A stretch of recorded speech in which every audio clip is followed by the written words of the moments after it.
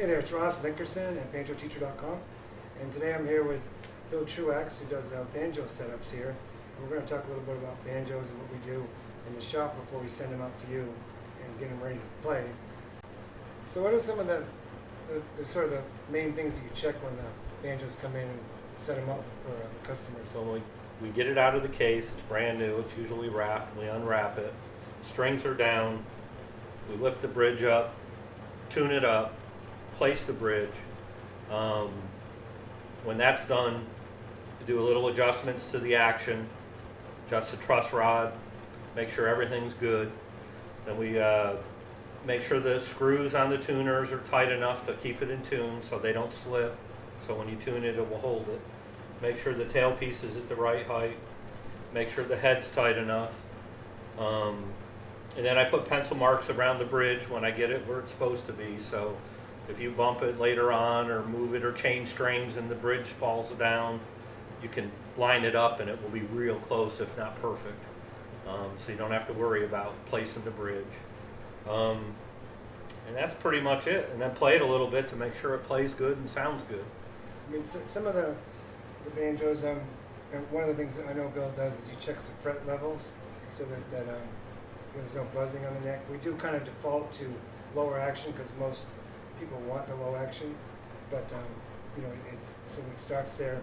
Another good reason to keep the head tension up, because you could, if you left just the head relaxed because it's new, with the low action it could relax to the point where the strings could get too close to the fretboard.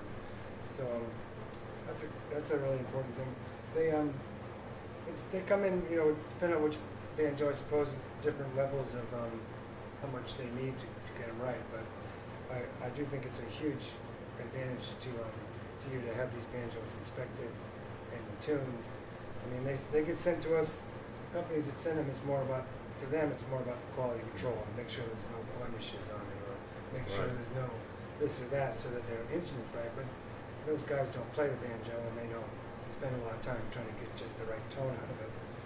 They do inspect them to make sure they're not defective or anything. But that's our focus, is to make sure they play right. We do our best to set them up to sound the best, because the banjo that's not set up right won't sound as best as it could. You really need somebody to adjust it that knows what they're doing to get the best sound out of it. Absolutely. So anyway, this is the way they arrive to us. And we're going to show you exactly what it looks like and what we do. First, we undo the outer coating that protects the case in shipping. It's basically a net material.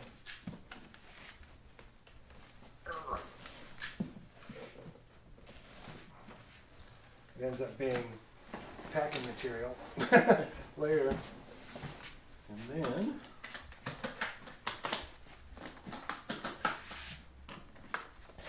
And then it's wrapped in this material inside the case, which keeps it protected. So anyway, when we get them, they're wrapped in paper. We unwrap it, and we'll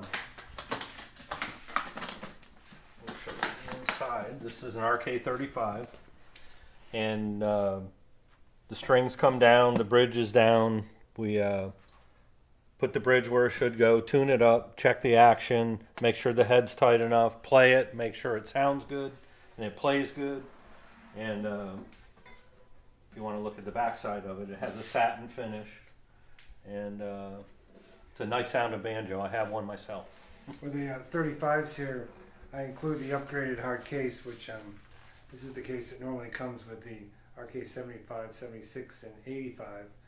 And to me, the cost was not that much more to provide this one, but the case is like way better. It fits really tight inside the case. It's got some extra padding up here. It's got an arched top, but the handle, it's kind of like years ago, the old Gibson cases had these balanced handles with the padding. And I've actually swapped out some of my banjos into these cases. We get them in occasionally with nicks in them, and they become seconds. And I take them home and put my banjos in them because I really like these cases.